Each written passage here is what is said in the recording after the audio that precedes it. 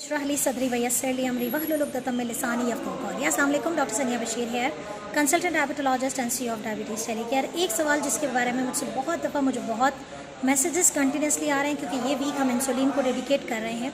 तो इस इंसुलिन के हवाले से जो क्वेश्चन पूछा जा रहा है वो ये है कि अगर एक पेशेंट इंसुलिन रेजिस्टेंट है तो हम उसे इंसुलिन बाहर से क्यों देते हैं, और अगर वो देते हैं तो वो काम कैसे करेगी कि जबकि वो पेशेंट इंसुलिन रेजिस्टेंट है। तो अगर आपके जहन में भी क्वेरी है और आप भी इस सवाल का जवाब जानना चाहते हैं तो प्लीज़ इस वीडियो को एंड तक ज़रूर देखिए और आगे भी इसे ज़रूर फैलाइएगा। तो बिल्कुल ये सवाल बिल्कुल वैलिड है कि अगर इंसुलिन रेजिस्टेंस है तो इंसुलिन ने भला जाके क्या काम करना है। तो थोड़ा सा इस बात को समझिए कि इंसुलिन रेजिस्टेंस में क्या हो रहा होता है। इंसुलिन रेजिस्टेंस यानी कि जो टाइप 2 डायबिटिक पेशेंट हैं, मैंने एक वीडियो अपलोड की है यूट्यूब पे जिसके लिंक्स आज हमारे ग्रुप पे भी मौजूद हैं, यूट्यूब चैनल पे भी मौजूद है, कि पहले आप ये समझें कि इंसुलिन रेजिस्टेंस में क्या हो रहा है।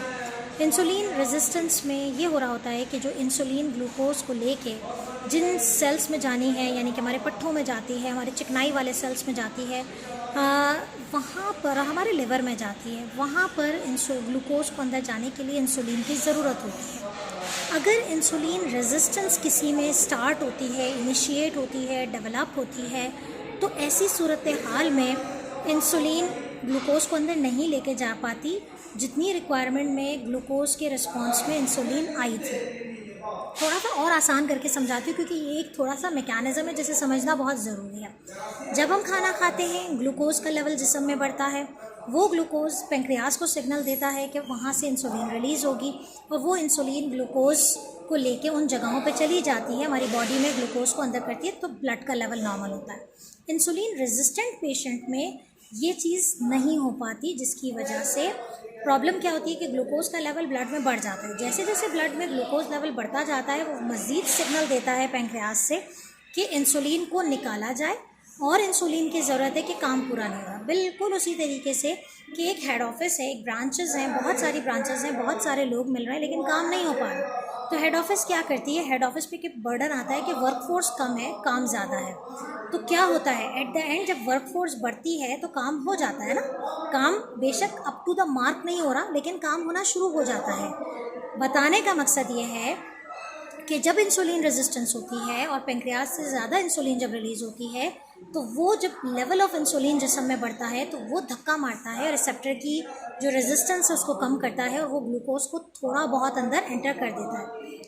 प्लस ये वाली चीज़ जब कंटिन्यू रहती है, यानी कि बार बार ये चीज़ होती रह रही है कि आपकी जो है वो इंसुलिन रेजिस्टेंस है, ब्लड में शुगर लेवल बढ़ रहा है, पेंक्रियाज जो है वो इंसुलिन बनाता जा रहा है, एक वक्त आता है कि पेंक्रियाज उतना इंसुलिन नहीं बना पाता, एग्जॉस्ट हो जाता है, और मज़ीद इंसुलिन की सिक्रीशन अब पेंक्रियाज के लिए पॉसिबल नहीं है।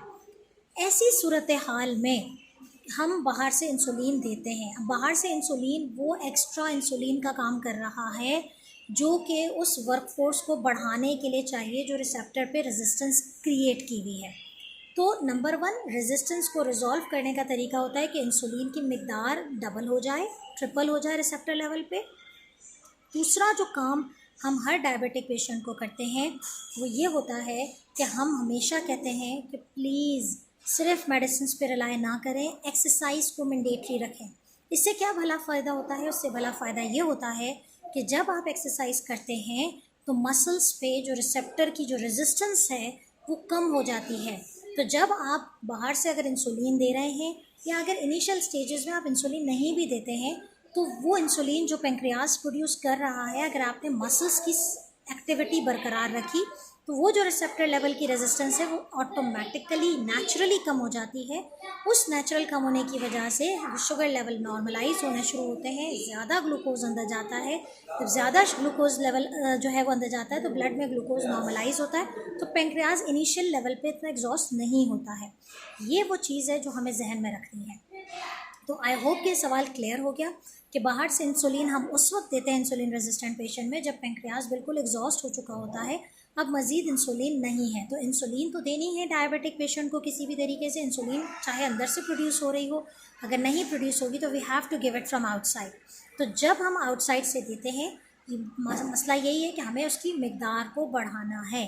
तो रिसेप्टर पे जब मिकदार बढ़ जाती है इंसुलिन की तो वो काम करना शुरू होता है, लेकिन इस पे रिलाई नहीं करना, एक एक्सरसाइज करनी है ताकि वो जो इंसुलिन थोड़ा बहुत काम करता है उसकी सेंसिटिविटी मसल्स की बढ़ जाए, रिसेप्टर की जो रेजिस्टेंस है वो कम हो जाए और ग्लूकोज ज़्यादा अंदर चला जाए ताकि इतनी इंसुलिन ना देनी पड़े।